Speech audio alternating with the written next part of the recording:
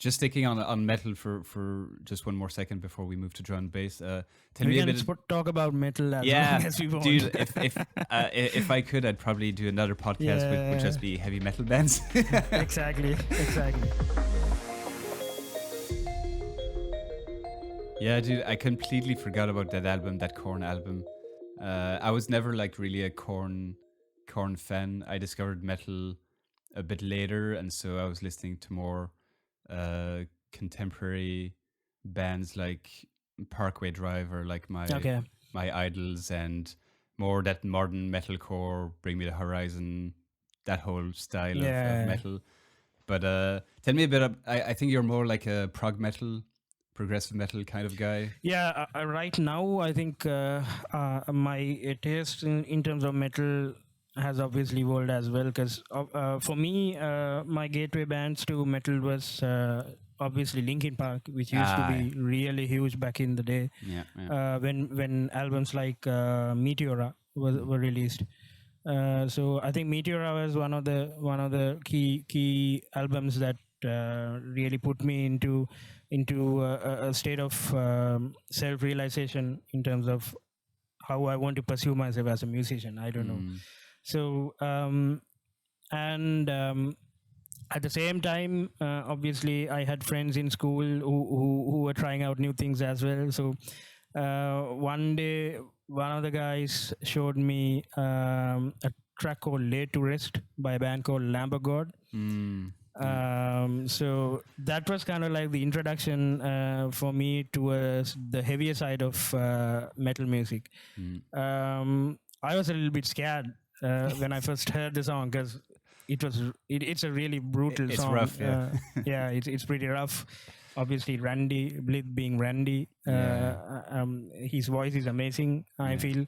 And all the growls and the extreme drumming and all these guitar riffs were too much to handle at first. But then I started sinking into it, and then I got exposed to bands like System of a Down. Later on, I think I started listening to the entire catalog of Lamb of God. I was a huge Lamb of God fan back then. I think I still am. And then all these gateway bands led me into progressive metal, which is kind of like, I feel as if it's the most expressive subgenre of metal right now, because it's progressive. It keeps changing, and there's freedom for artists to work within that progressive tag.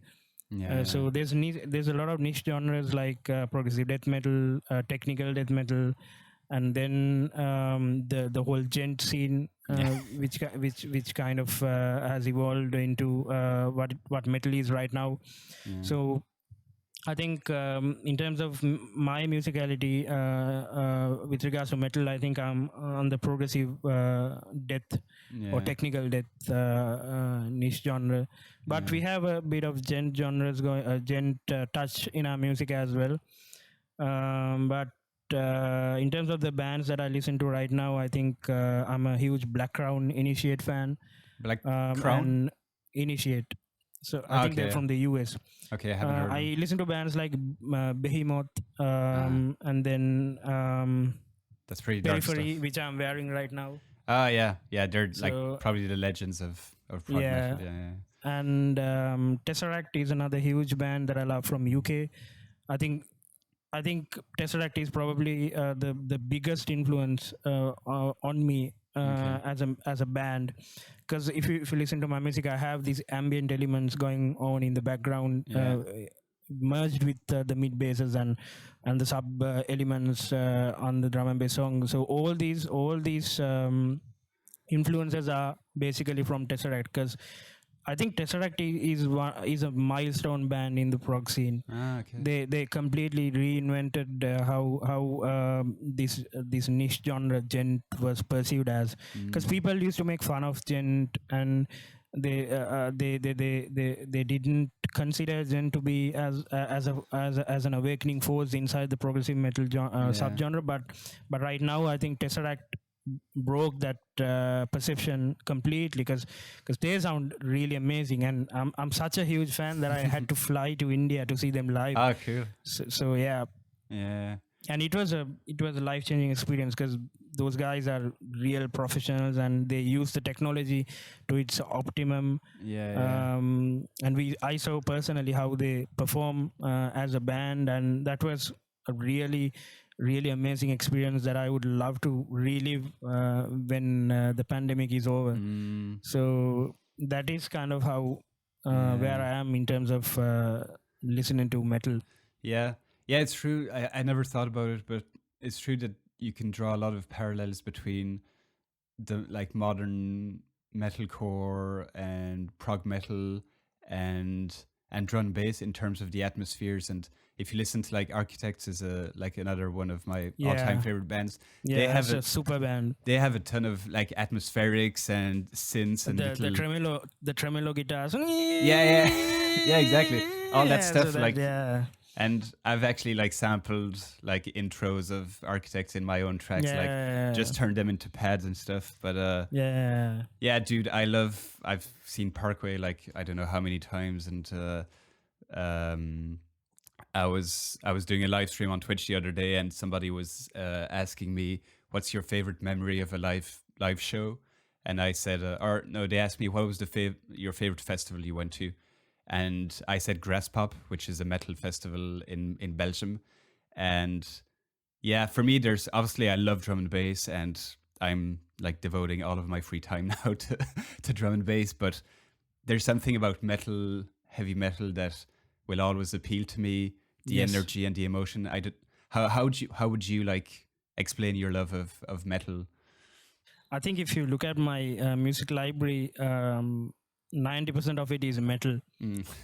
So metal is kind of like what I listen to quite often. I don't get to listen to drum and bass as quite often as I would love to, but I think the only moment that I listen to more drum and bass would be when I make guest mixes and when I download promos from other labels. And so those are kind of like the instances that I listen to drum and bass as often as I would love to. But other than that, I think I'm mostly exposed to metal and a bit of ambient genres like all these acid kind of genres. I love listening to techno as well.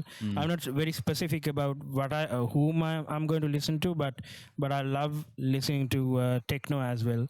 So those kind of genres are what I most often listen to as well. But in terms of drum and bass, it's not much, to be honest. But I would like to change that in the future. But then again, in terms of my creativity, I feel as if there's a lot to draw from other genres into drum and bass, because obviously drum and bass is a progressive genre as well.